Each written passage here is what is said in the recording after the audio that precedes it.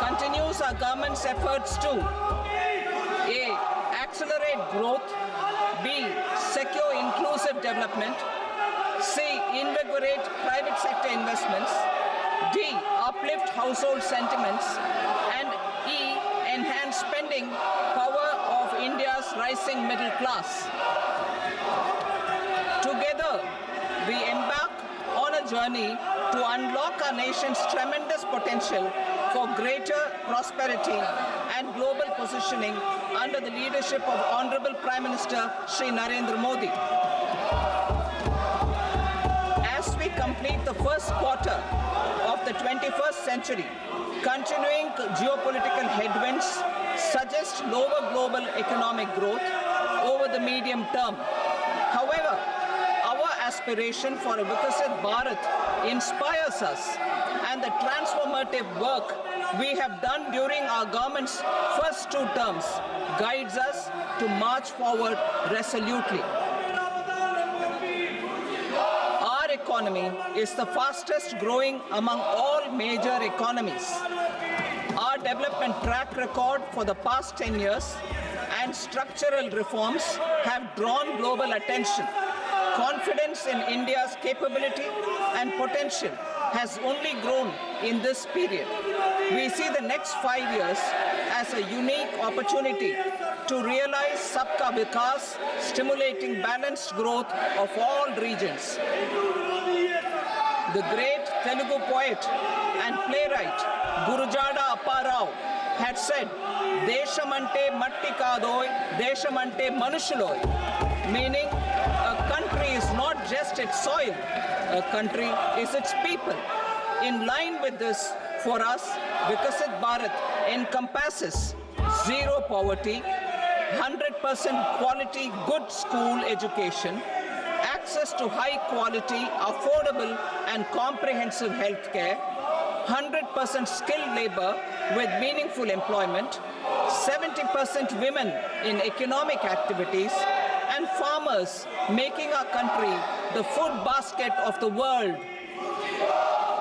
In this budget, the proposed development measures span 10 broad areas, focusing on Garib, youth, Annadata, and Nari, spurring agricultural growth and productivity, building rural prosperity and resilience, taking everyone together on an inclusive growth path, boosting manufacturing and furthering Make in India, supporting MSMEs, enabling employment-led development, investing in people, economy, and innovation, securing energy supplies, promoting exports, and nurturing innovation.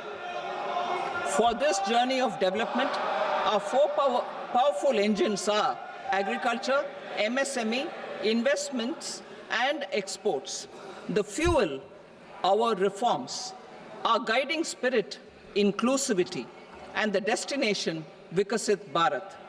This budget aims to initiate transformative reforms across 6 domains. During the first 5 years, these will augment our growth potential and global competitiveness. The domains are taxation, power sector, urban development, mining, financial sector, and regulatory reforms. Agriculture as the first engine. Now I move to specific proposals, beginning with agriculture as the first engine.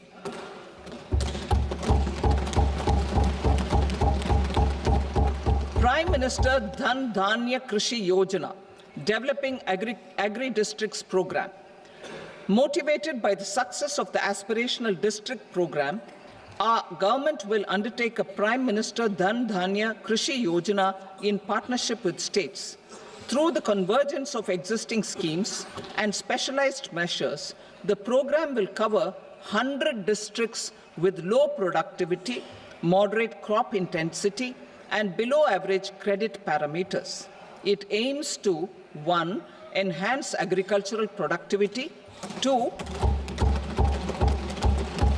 Adopt crop diversification and sustainable agricultural practices, 3. Augment post-harvest storage at the panchayat and block level, 4. Improve irrigation facilities, And 5, facilitate availability of long-term and short-term credit.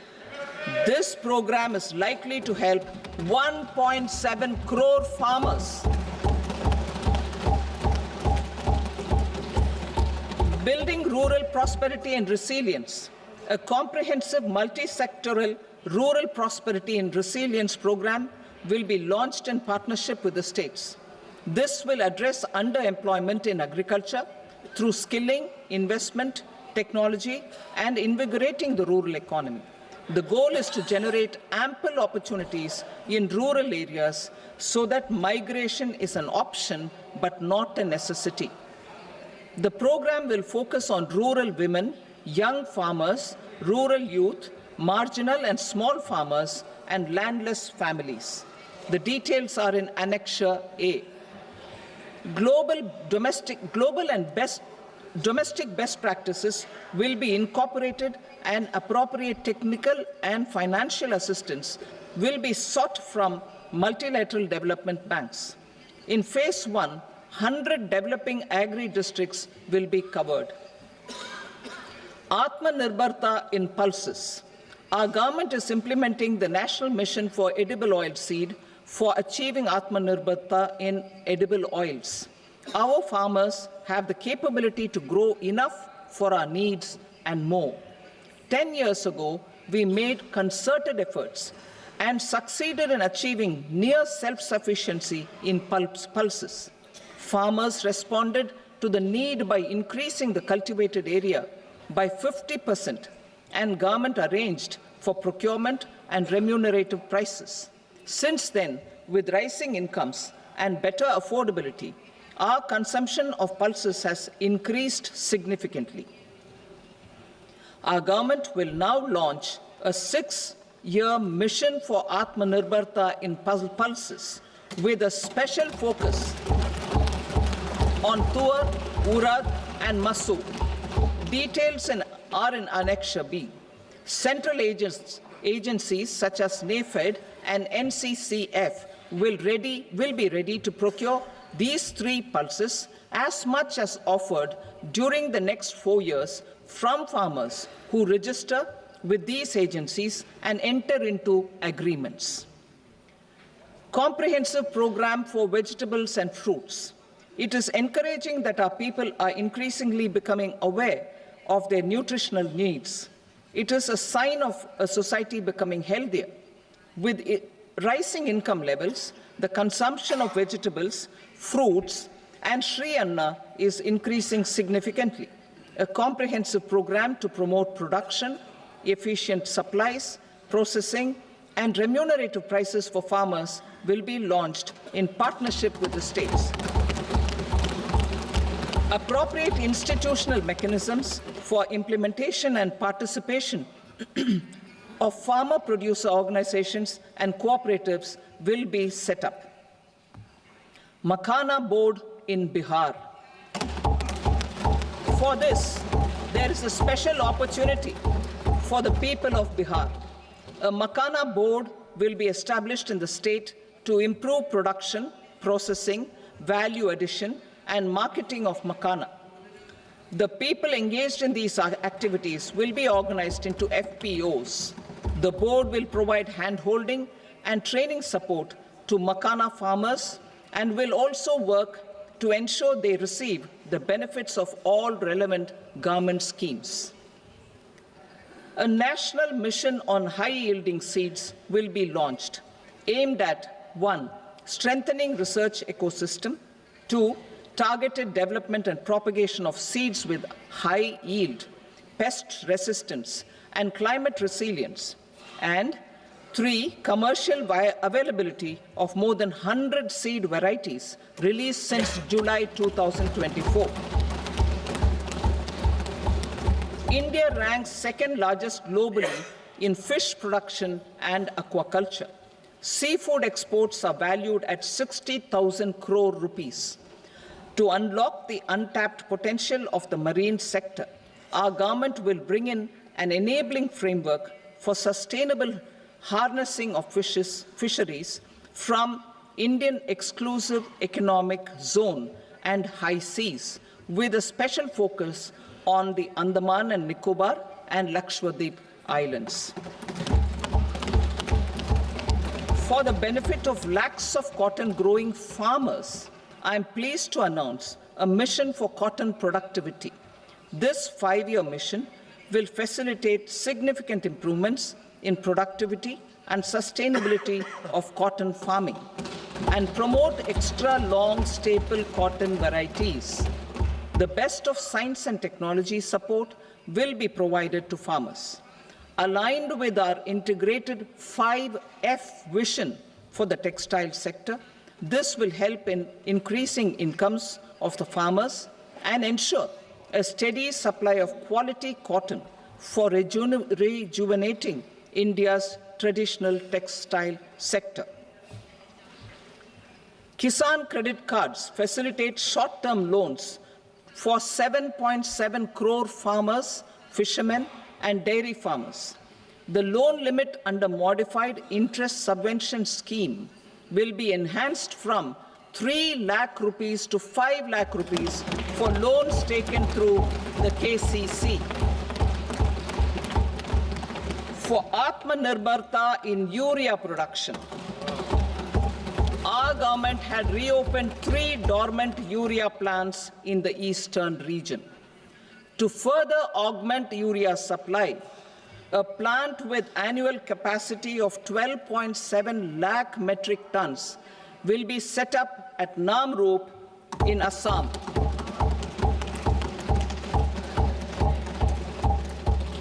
India Post, with 1.5 lakh rural post offices, complemented by the India Post Payment Bank and a vast network of 2.4 lakh Dak Sevaks, will be repositioned to act as a catalyst for the rural economy. Details are at Annexure C. India Post will also be transformed as a large public logistics organization. This will meet the rising needs of Vishwakarmas, new entrepreneurs, women, self-help groups, MSMEs, and the large business organizations. Our government will provide support to NCDC for its lending operations for the cooperative sector. MSMEs as the second engine. Now I move to MSMEs as the second engine, which encompasses manufacturing and services with a focus on MSMEs numbering 5.7 crores.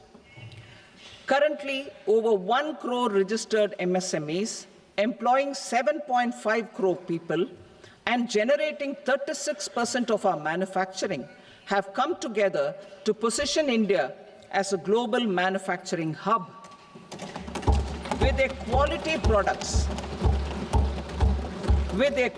products, these MSMEs are responsible for 45% of our exports. To help them achieve higher efficiencies of scale, technological upgradation, and better access to capital, the investment and turnover limits for classification of all MSMEs will be enhanced to 2.5 and 2 times respectively. This will give them the confidence to grow and generate employment for our youth. The details are given in Annexure D. To improve access to credit, the credit guarantee cover will be enhanced. First, for micro and small enterprises from 5 crore to 10 crore rupees, leading to additional credit of 1.5 lakh crores in the next 5 years. Second, for startups from 10 crore rupees to 20 crore rupees, with the guarantee fee being moderated to 1% for loans in 27 focus sectors which are important for Atmanirbhar Bharat. And for well-run exporter MSMEs, for term loans up to 20 crore rupees. Also for the micro enterprises, we will introduce customized credit cards with a 5 lakh rupee limit for micro enterprises registered on Udyam portal. In the first 10 In the first year, 10 lakh such cards will be issued. Fund of funds for startups. The Alternate Investment Fund, AIFs, for startups have received commitments of more than 91,000 crores rupees. These are supported by the fund of funds set up with the Government of India's contribution of 10,000 crore rupees. Now, a new fund of funds with expanded scope and a fresh contribution of another 10,000 crore rupees will be set up. A new scheme will be launched for 5 lakh women, scheduled castes and scheduled tribes, first-time entrepreneurs. This will provide term loans up to 2 crore rupees during the next 5 years. The scheme will incorporate lessons from the successful Stand Up India scheme. Online capacity building for entrepreneurship and managerial skills will also be organized. Measures for labor-intensive sectors. To promote employment and entrepreneurship opportunities in labor-intensive sectors, our government will undertake specific policy and facilitation measures. To enhance the productivity, quality, and competitiveness of India's footwear and leather sector, a focused product scheme will be implemented. The scheme will support design capacity, component manufacturing, and machinery required for production of non-leather quality footwear, besides the support for leather footwear and products.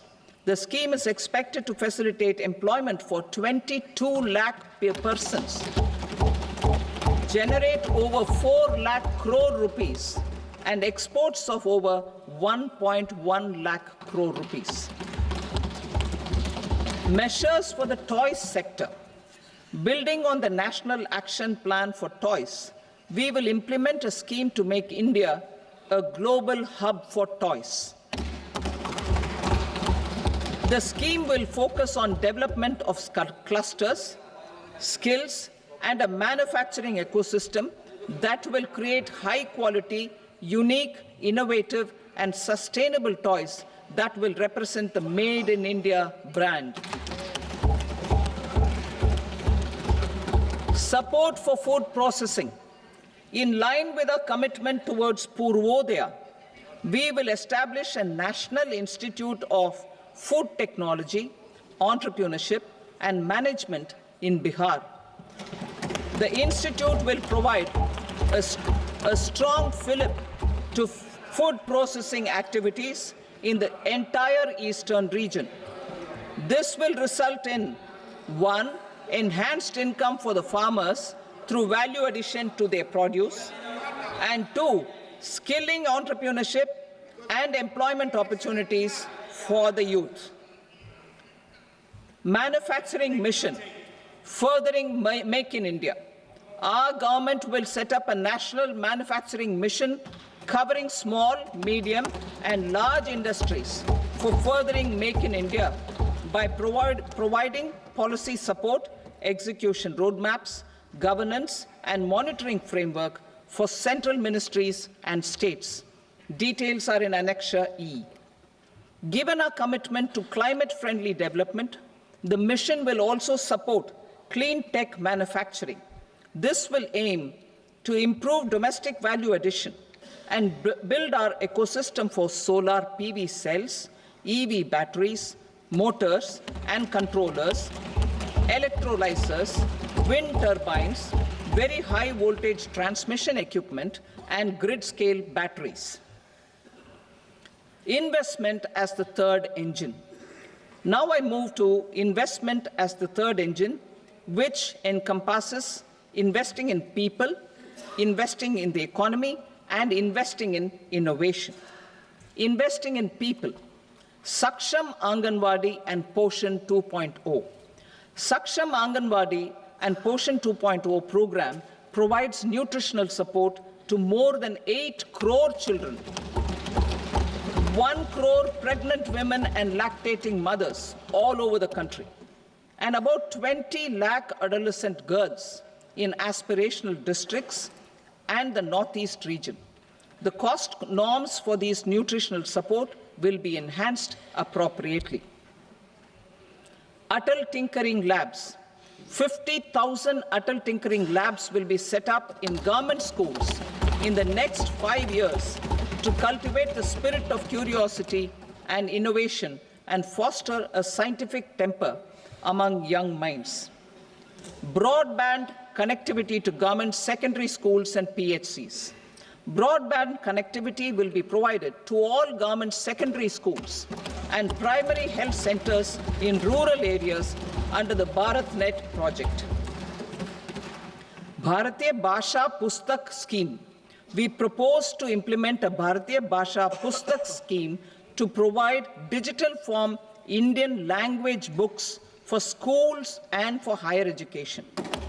This aims to help students understand their subjects better and in their language. National Centers of Excellence for Skilling.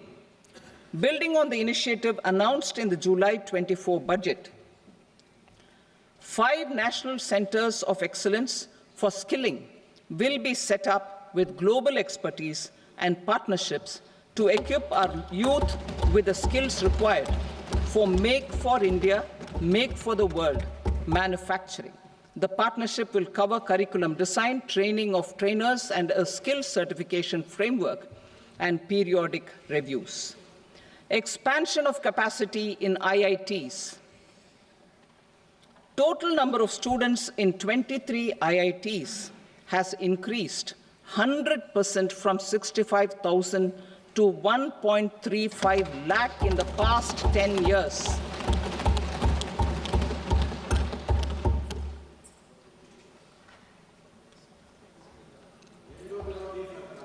Additional infrastructure will be created in the 5 IITs started after 2014 to facilitate education for 6,500 more students.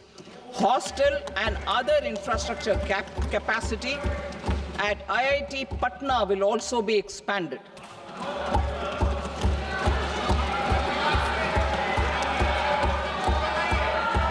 Center of Excellence.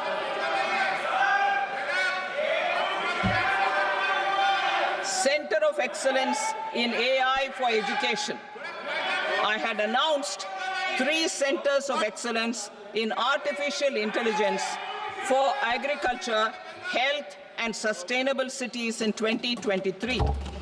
Now a center of excellence in artificial intelligence for education will be set up with a total outlay of 500 crores. Expansion of medical education. Our government has added almost 1.1 lakh undergraduate and postgraduate medical education seats in 10 years, an increase of 130%. In the next year, 10,000 additional seats will be added in medical colleges and hospitals towards the goal of adding 75,000 seats in the next 5 years. Daycare cancer centers in all district hospitals. Our government will facilitate setting up of daycare cancer centers in all district hospitals in the next 3 years.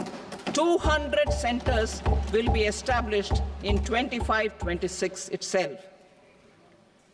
Strengthening urban livelihoods. Our government has been giving priority to assisting urban poor and vulnerable groups. A scheme for socio-economic upliftment of urban workers will be implemented to help them improve their incomes, have sustainable livelihoods, and a better quality of life. PM Swanidhi scheme has benefited more than 68 lakh street vendors, giving them respite from high-interest informal sector loans. Building on this success, the scheme will be revamped with enhanced loans from banks, UPI-linked credit cards with 30,000 rupees limit, and capacity building support. Social Security Scheme for welfare of online platform workers. Gig workers of online platforms provide great dynamism to the new age services economy. Recognizing their contribution, our government will arrange for their identity cards and registration on the e-Shram portal. They will be provided health care under PM Jan Arogya Yojana. This measure is likely to assist nearly 1 crore gig workers.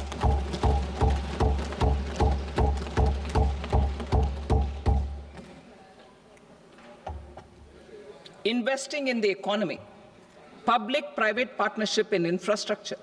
Each infrastructure-related ministry will come up with a 3-year pipeline of projects that can be implemented in PPP mode. States will also be encouraged to do so and can seek support from the India Infrastructure Project Development Fund, which is a scheme to prepare PPP proposals. Support to states for infrastructure. An outlay of 1.5 lakh crore is proposed for the 50-year interest-free loans to states for capital expenditure and incentives for reforms.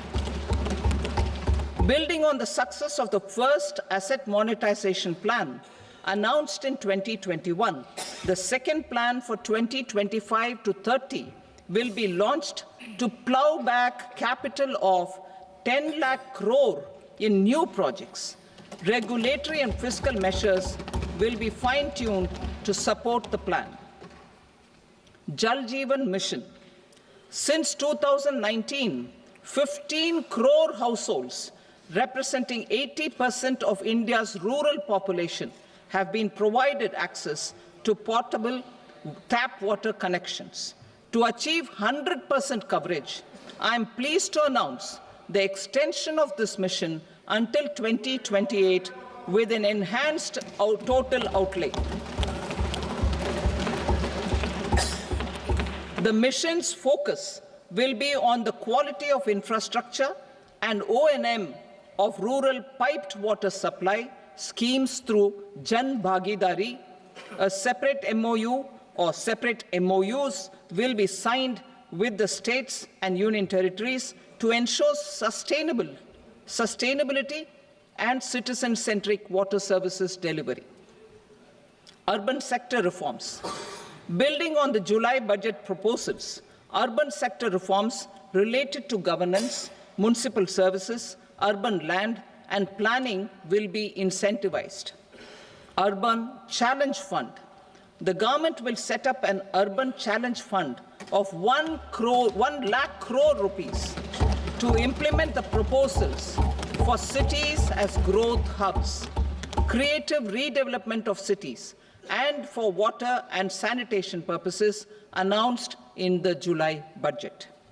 This fund will finance up to 25% of the cost of bankable projects, with a stipulation that at least 50% of the cost is funded from bonds, bank loans, and PPPs.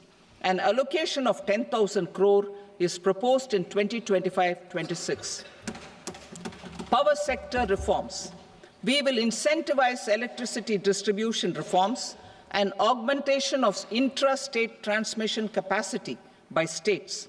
This will improve financial health and capacity of electricity companies. Additional borrowing of 0.5% of GSDP will be allowed to states contingent on these reforms. Nuclear energy mission for Vikasit Bharat. Development of at least 100 gigawatt of nuclear energy by 2047 is essential for our energy transition efforts. For an active partnership with the private sector towards this goal, amendments to the Atomic Energy Act and the Civil Liability for Nuclear Damage Act will be taken up. A nuclear energy mission for research and development of small modular reactors with an outlay of 20,000 crore will be set up. At least 5 indigenously developed small modular reactors will be operationalized by 2033. Shipbuilding. The shipbuilding financial assistance policy will be revamped to address cost disadvantages. This will also include credit notes for shipbreaking in Indian yards to promote the circular economy. Large ships above a specified size will be included in the infrastructure harmonized master list. Shipbuilding clusters will be facilitated to increase the range, categories, and capacity of ships. This will include additional infrastructure, facilities, skilling, and technology to develop the entire ecosystem. Maritime Development Fund. For long-term financing for the maritime industry, a Maritime Development Fund with a corpus of 25,000 crore rupees will be set up. This will be for distributed support and promoting competition. This will have up to 49% contribution by the government, and the balance will be mobilized from ports and from private sector. UDAN regional connectivity schemes. UDAN has enabled 1.5 crore middle-class people to meet their aspirations for speedier travel. The scheme has connected 88 airports, and operationalized 619 routes. Inspired by that success, a modified UDAN scheme will be launched to enhance regional connectivity to 120 new destinations and carry 4 crore passengers in the next 10 years. 4 crore additional passengers in the next 10 years. The scheme will also support helipads and smaller airports in hilly, aspirational, and northeast regional districts. Greenfield airports will be facilitated in Bihar to meet the future needs of the state. These will be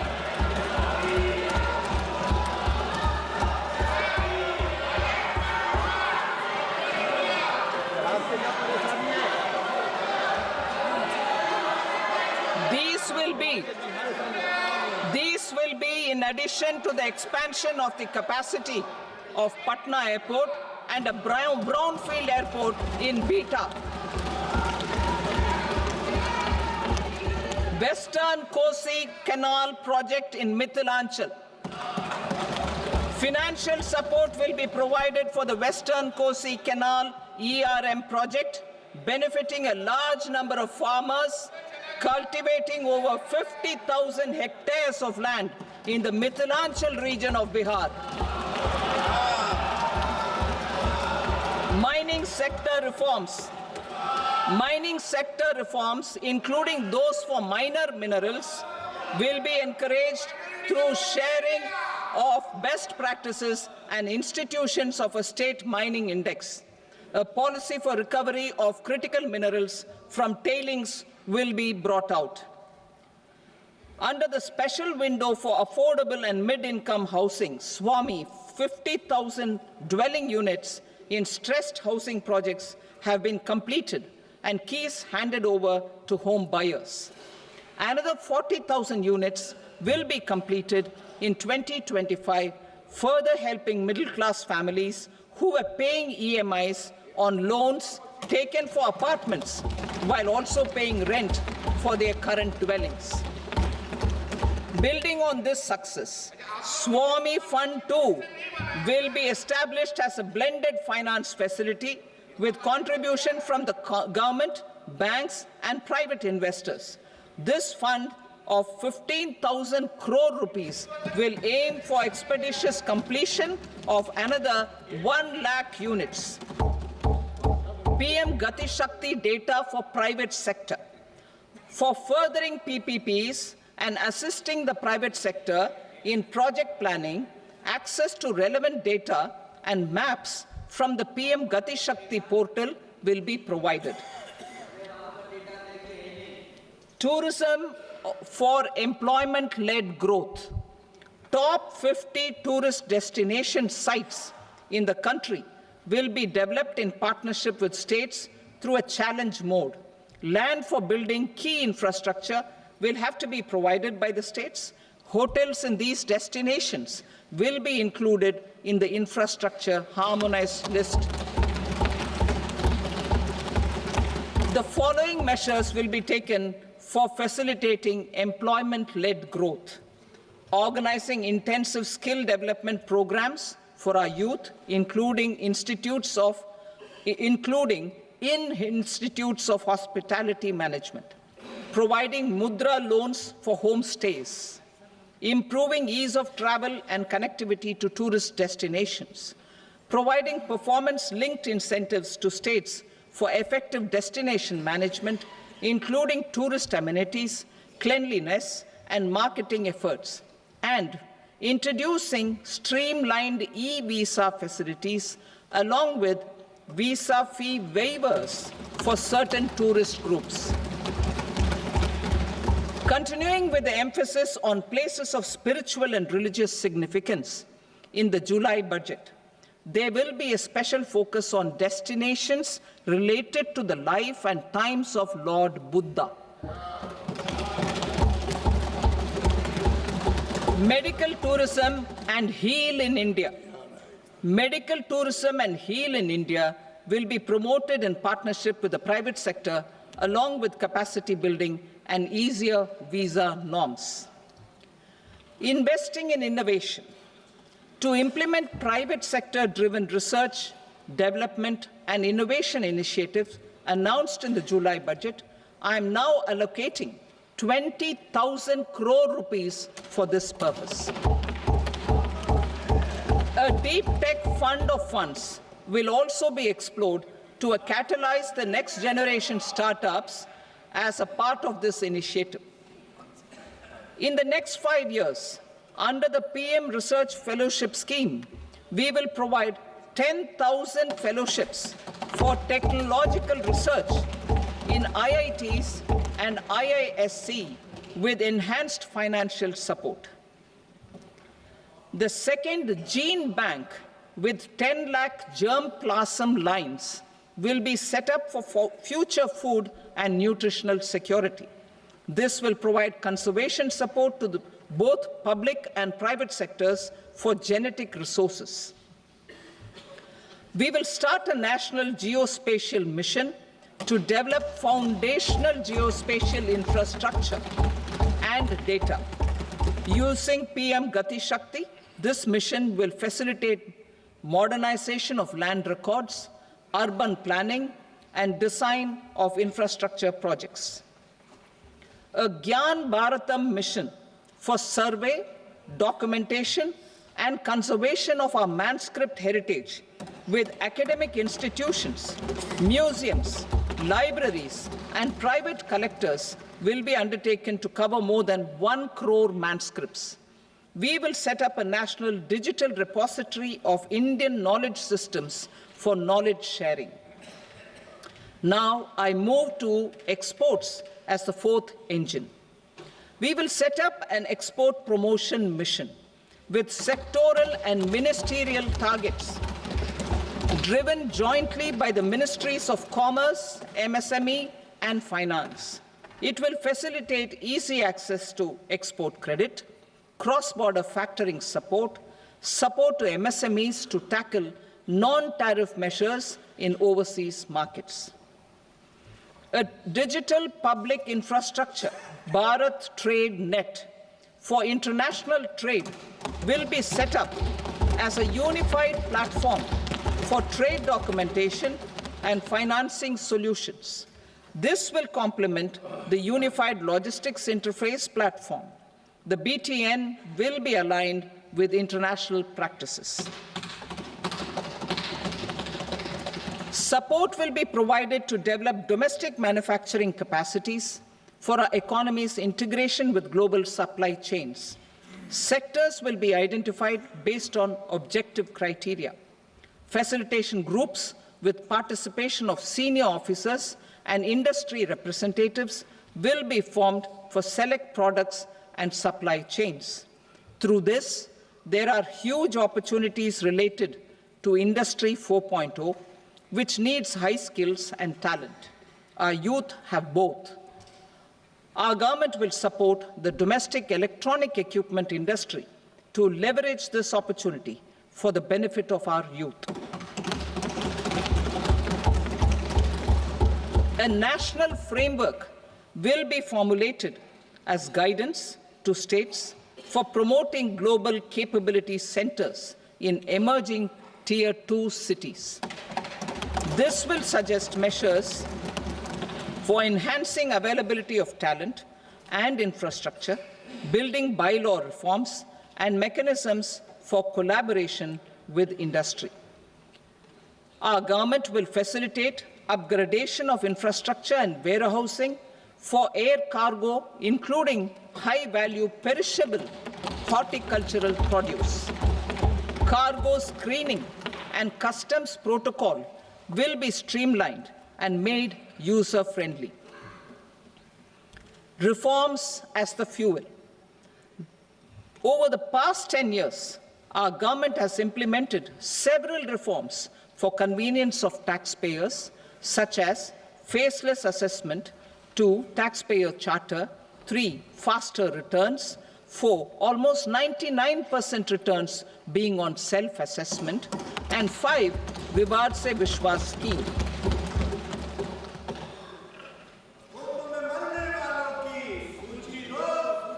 Continuing these efforts, I reaffirm the commitment of the Tax Department to trust first, scrutinize later. I also propose to introduce the new income tax bill next week. I will detail the indirect tax reforms and changes in direct taxes in Part B. Financial sector reforms. The FDI limit for the insurance sector will be raised from 74 to 100%. This enhanced limit will be available for those companies which invest the entire premium in India. The current guardrails and conditionalities associated with foreign investment will be reviewed and simplified. The services of India Post Payment Bank will be deepened and expanded in rural areas. NABFID will set up a partial credit enhancement facility for corporate bonds for infrastructure. Public sector banks will develop Grameen Credit Score framework to serve the credit needs of SHG members and people in rural areas. A forum for regulatory coordination and development of pension products will be set up. To implement the earlier announcement on simplifying the KYC processes, the revamped Central KYC Registry will be rolled out in 2025. We will also implement a streamlined system for periodic updating. Requirements and procedures for speedy approval of company mergers will be rationalized. The scope for fast-track mergers will also be widened and the process made simpler. As proposed in the interim budget, we signed bilateral investment treaties with 2 countries in 2024 to encourage sustained foreign investment, and in the spirit of First Develop India, the current model BIT will be revamped and made more investor-friendly. In the last 10 years, in several aspects, including financial and non-financial, our government has demonstrated a steadfast commitment to ease of doing business. We are determined to ensure that our regulations must keep up with technological innovations and global policy developments. A light-touch regulatory framework based on principles and trust will unleash productivity and employment. Through this framework, we will update regulations that were made under old laws. To develop this modern, flexible, people-friendly, and trust-based regulatory framework appropriate for the 21st century, I propose 4 specific measures. A high-level committee for regulatory reforms will be set up for a review of all non-financial sector regulations, certifications, licenses, and permissions. The committee will be expected to make recommendations within a year. The objective is to strengthen trust-based economic governance and take transformational measures to enhance ease of doing business, especially in matters of inspection and compliances. States will be encouraged to join in this endeavor. An investment friendliness index of states will be launched in 2025 to further the spirit of competitive, cooperative federalism. Under the Financial Stability and Development Council, a mechanism will be set up to evaluate impact of the current financial regulations and subsidiary instructions. It will also formulate a framework to enhance their responsiveness and development of the financial sector. In the Jan Vishwas Act 2023, more than 180 legal provisions were decriminalized. Our government will now bring up the Jan Vishwas Bill 2.0 to decriminalize more than 100 provisions in various laws. I now move to fiscal policy. In the July budget, I had committed to staying the course for fiscal consolidation. Our endeavor will be to keep the fiscal deficit each year such that central government debt remains on a declining path as a percentage of the GDP. The roadmap for the next 6 years has been detailed in the FRBM statement. Revised estimates for 2024-25. The revised estimate of the total receipts other than borrowings is 31.47 lakh crore rupees, of which the net tax receipts are 25.57 lakh crore rupees. The revised estimate of the total expenditure is 47.16 lakh crore rupees, of which the capital expenditure is about 10.18 lakh crore rupees. The revised estimate of the fiscal deficit is 4.8% of the GDP. Budget estimates for 25-26. Coming to 25-26, the total receipts other than borrowings and total expenditure are estimated at 34.96 lakh crore rupees and 50.65 lakh crore rupees respectively.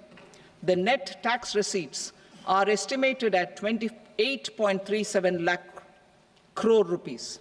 The fiscal deficit is estimated to be 4.4% of GDP. To finance the fiscal deficit, the net market borrowings from dated securities are estimated at 11.54 lakh crore. The balance financing is expected to come from small savings and other sources. The gross market borrowings are estimated at 14.82 lakh crore rupees.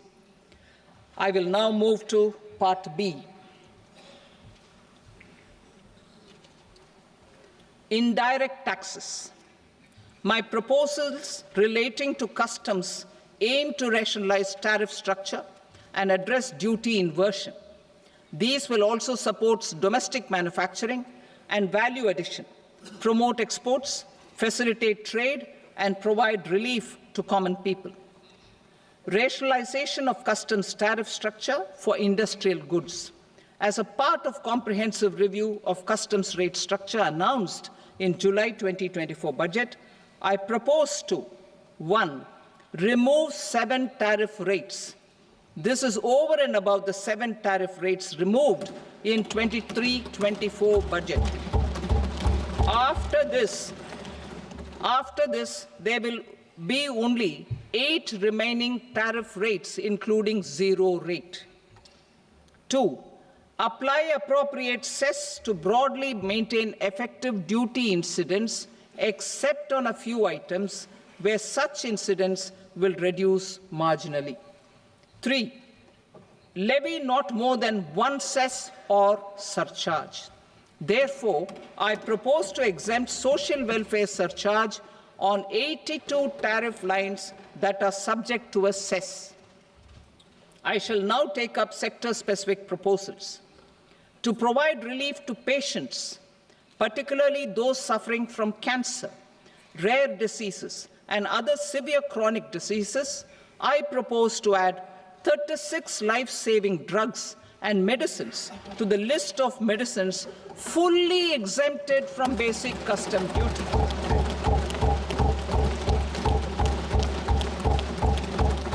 I also propose to add 6 life-saving medicines to the list attracting concessional custom duty of 5%.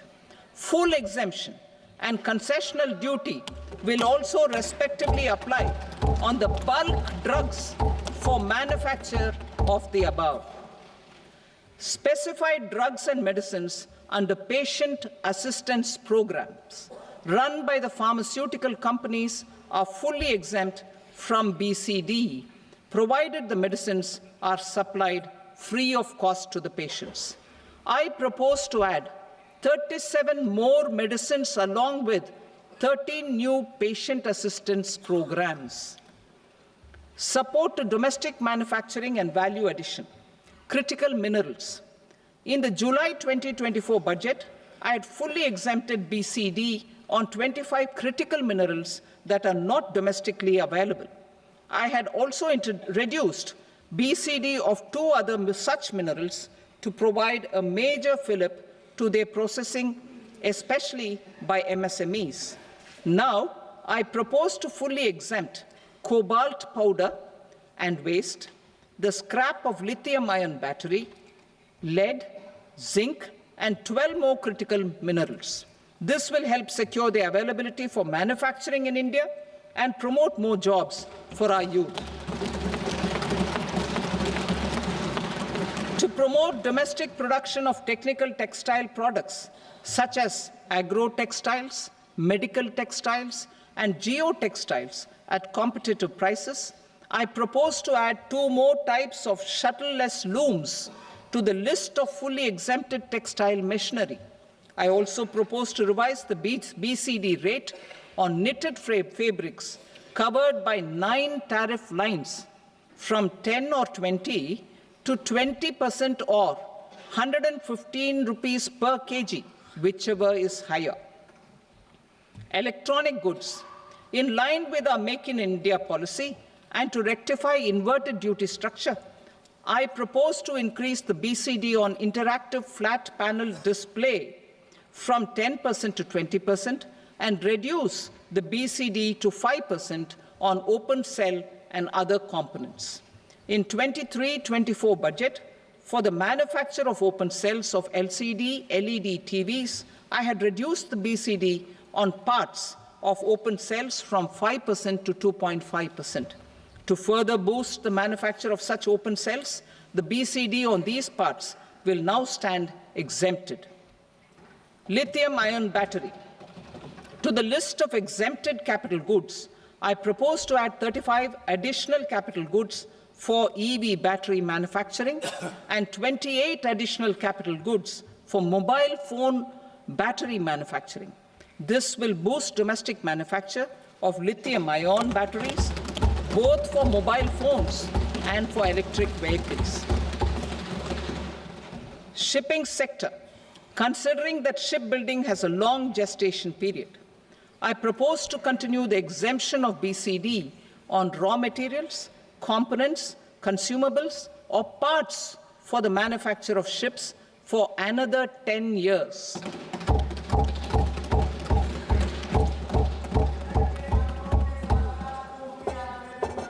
I also propose the same dispensation for shipbreaking to make it more competitive. Telecommunication.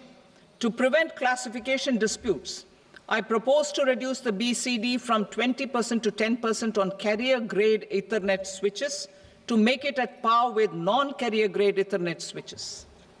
Export promotion. To facilitate exports of handicrafts, I propose to extend the time period for export from 6 months to 1 year, further extendable by another 3 months if required. I also propose to add 9 items to the list of duty-free inputs.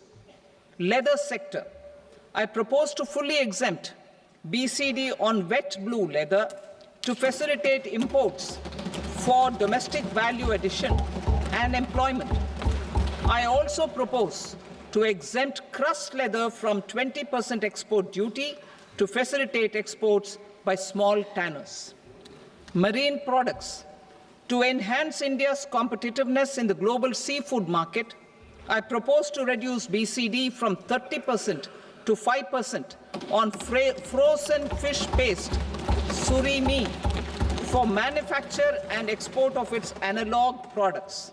I also propose to reduce BCD from 15% to 5% on fish hydrolysates for manufacture of fish and shrimp feed. In July 2024 budget, to promote development of domestic MROs for aircraft and ships, I had extended the time limit for export of foreign origin goods that were imported for repairs from 6 months to 1 year and further extendable by 1 year. I now propose to extend the same dispensation for railway goods. Time limit for provisional assessment. Presently, the Customs Act 1962 does not provide any time limit to finalize provisional assessments, leading to uncertainty and cost to trade. As a measure of promoting ease of doing business, I propose to fix a time limit of 2 years, extendable by a year, for finalizing the provisional assessment. I propose to introduce a new provision that will enable importers or exporters, after clearance of goods, to voluntarily declare material facts and pay duty with interest but without penalty. This will incentivize voluntary compliance. However, this will not apply in cases where department has already initiated audit or investigation proceedings. For industry to better plan their imports, I propose to extend the time limit for the end use of imported inputs in the relevant rules from 6 months to 1 year. This will provide operational flexibility in view of cost and uncertainty of supply. Further, such importers will now have to file only quarterly statements instead of a monthly statement.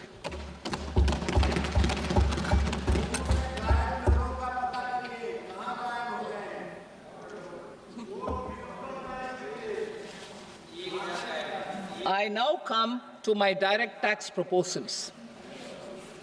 In Part A, I have briefly underlined taxation reforms as one of key reforms to realize our vision of Vikasit Bharat. In respect of criminal law, our government had earlier ushered in Bharatiya Nyaya Sanhita, replacing Bharatiya Danda Sanhita. I am happy to inform this august House and the country that for new income tax bill will carry forward the same spirit of Nyaya in its drafting as well. The new bill will be clear and direct in text, with close to half of the present law in terms of both chapters and words. It will be simple to understand for taxpayers and tax administrators, leading to tax certainty and reduced litigation. Reforms, however, are not a destination. They are means to achieve good governance for our people and economy. Providing good governance primarily involves being responsive. The Tirukural captures this in verse 542, which reads, "Vaanokki vaazhum ulagallam, mannavan kol nokki vaazhum kudi," meaning, just as the living beings live expecting rains, citizens live expecting good governance. Our government is committed to keeping an ear to the ground and a finger on the pulse and responding while balancing our national building efforts. While balancing our nation building efforts. The following measures will detail just how our government will, under the guidance of PM Modi, has taken steps to understand and address. I repeat that sentence, sir.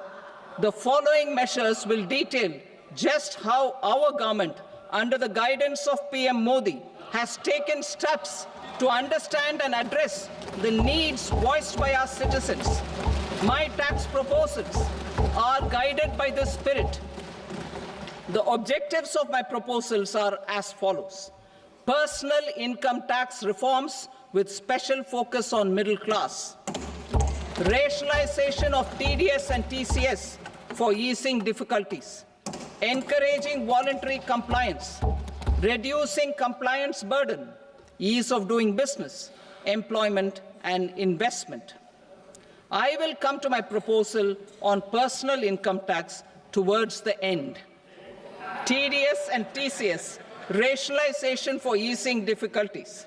I propose to rationalize tax deduction at source, TDS, by reducing the number of rates and thresholds above which TDS is deducted.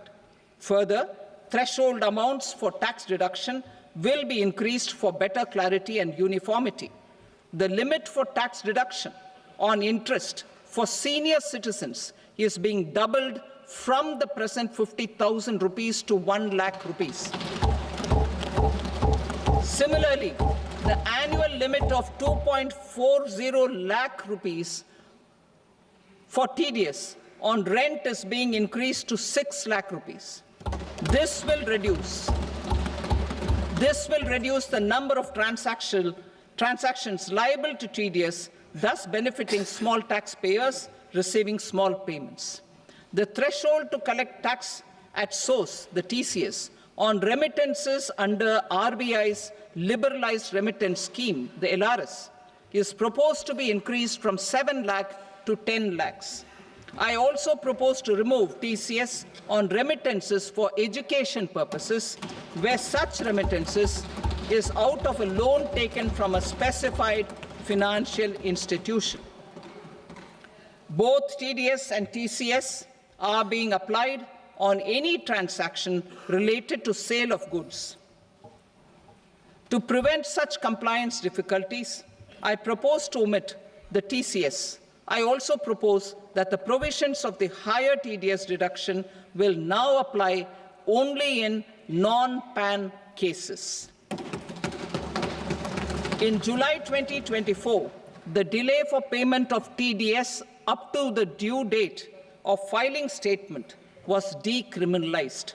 I propose to provide the same relaxation to TCS provisions as well. The government under the leadership of Prime Minister Modi believes in Sabka Saath, Sabka Vikas, Sabka Vishwas and Sabka Prayas.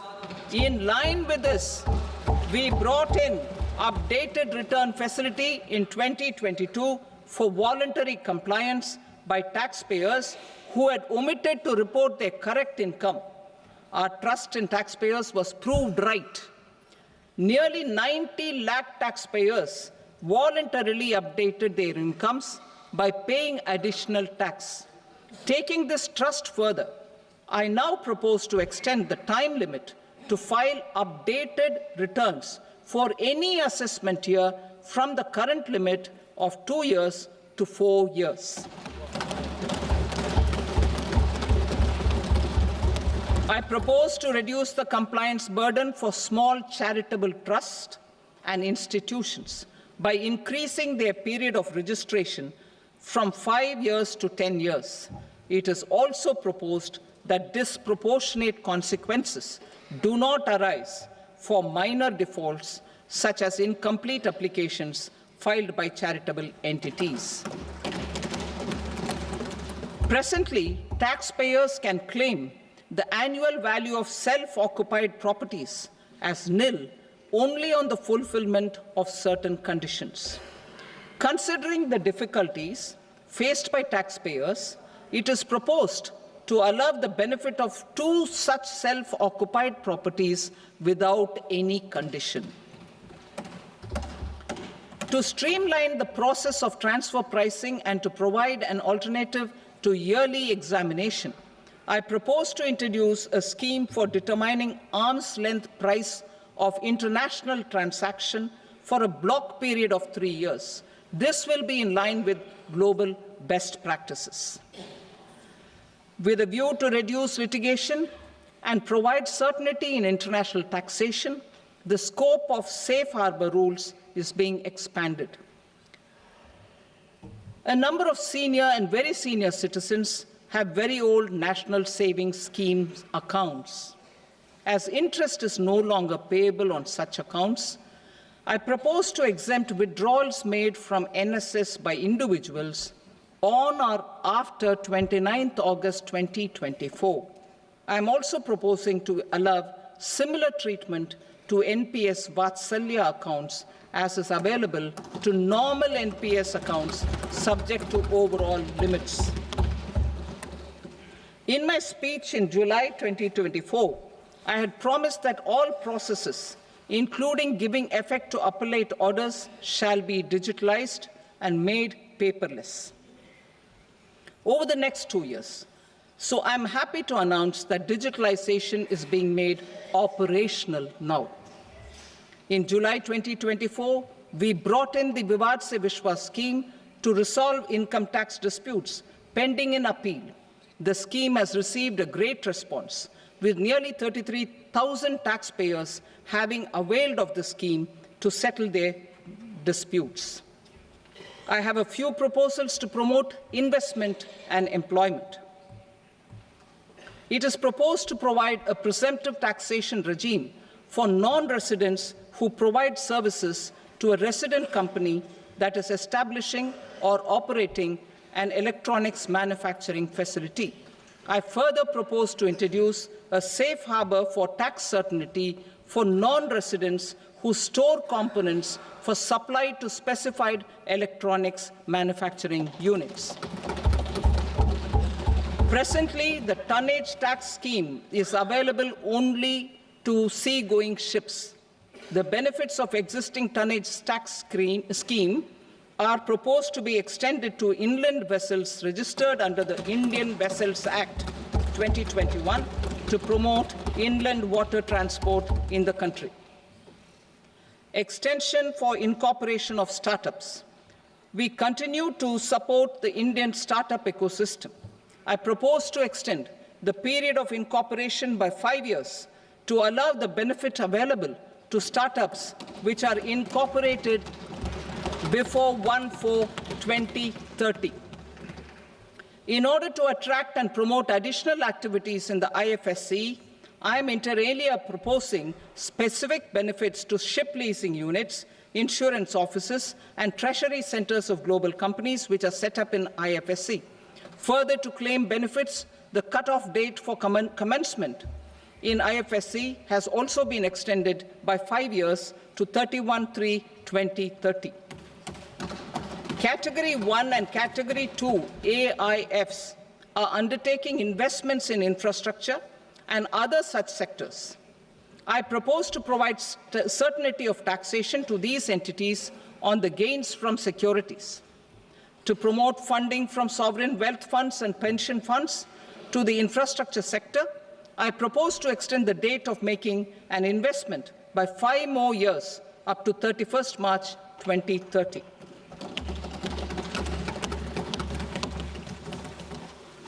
Personal income tax reforms with special focus on middle class. Democracy, demography, and demand are the key support pillars in our journey towards Vikasit Bharat. The middle class provides strength for India's growth.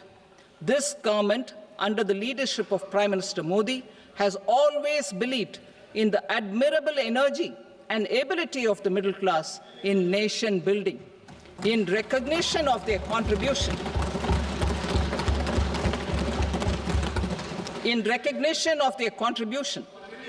we have periodically reduced their tax burden. Right after 2014, the nil tax slab was raised to 2.5 lakhs of rupees, which was further raised to 5 lakh rupees in 2019 and to 7 lakh rupees in 2023. This is reflective of our government's trust on the middle-class taxpayers. I am now happy to announce that there will be no income tax payable up to income of 12 lakh rupees.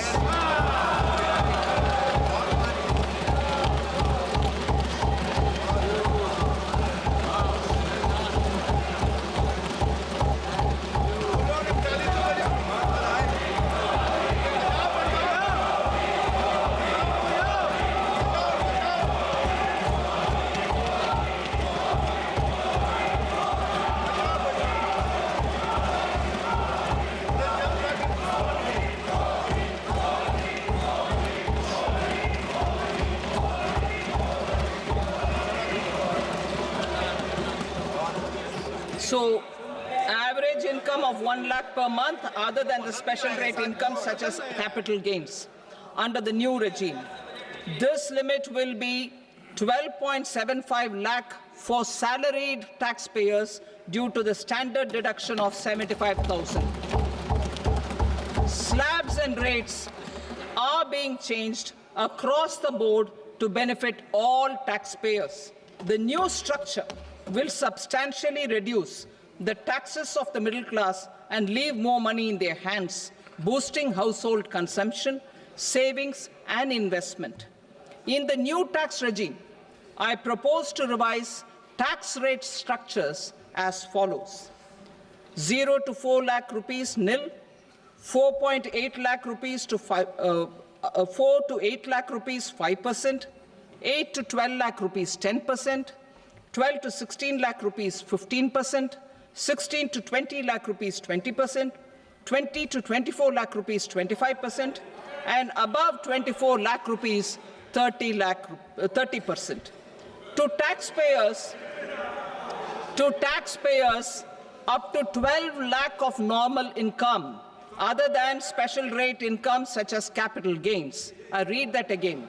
To taxpayers up to 12 lakh of income, other than special rate income such as capital gains, tax rebate is being provided in addition to the benefit due to slab rate reduction in such a manner that there is no tax payable by them. The total tax benefit of slab rate changes and rebate at different income levels can be illustrated with a few examples. A taxpayer in the new regime with an income of 12 lakh rupees will get a benefit of 80,000 rupees in tax, which is 100% of tax payable as per the existing rates. A person having income of 18 lakh rupees will get a benefit of 70,000 rupees in tax, that is 30% of tax payable as per existing rates. A person with an income of 25 lakh gets a benefit of 1,10,000 rupees, that is 25% of his tax payable as per existing rates. Details of my tax proposals are given in the annexure. As a result of these proposals, Honourable Speaker, sir, revenue of about 1 lakh crore in direct taxes and 2,600 crores in indirect taxes will be foregone.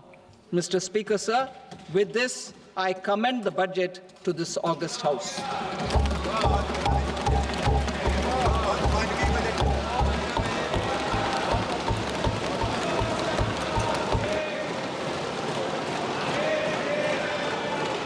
Item number 2, Srimati Nirmala Sitharaman. Sir, with your permission, I rise to lay on the table the following statements under Section 3(1) of the Fiscal Responsibility and Budget Management Act 2003, medium-term fiscal policy cum fiscal policy strategy statement and macroeconomic framework statement. Item number 3, Srimati Nirmala Sitharaman. Sir, with your permission, I rise to move for leave to introduce the Finance Bill 2025. प्रश्न ये है कि विधेयक को पुनर्स्थापित करने की अनुमति प्रदान की जाए। जो सदस्य इसके पक्ष में हाँ कहें, जो सदस्य विरोध में ना गए। मेरे विचार में निर्णय हाँ वालों के पक्ष में हुआ। हाँ वालों के पक्ष में अनुमति प्रदान की जाती है। माननीय मंत्री जी, अब विधेयक को पुनर्स्थापित करें। Sir, I introduce the bill. Thank you. सभा की कार्रवाई सोमवार दिनांक 3 फरवरी 2025 को प्राप्त 11 बजे तक के लिए स्थगित की जाती है।